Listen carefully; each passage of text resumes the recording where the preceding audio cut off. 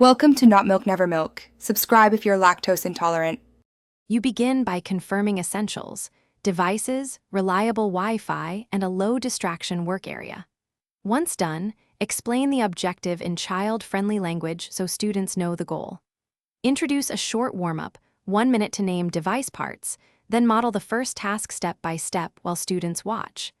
Make sure to assign roles for helpers and set a visible timer. This fast start gets students engaged and gives you immediate feedback on pace and comprehension.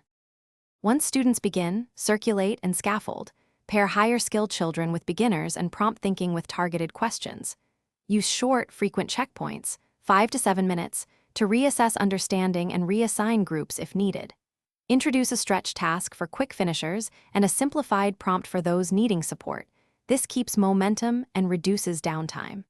Make sure to model error recovery aloud so students learn to troubleshoot. Keep instructions brief, then demonstrate a common pitfall and the fix.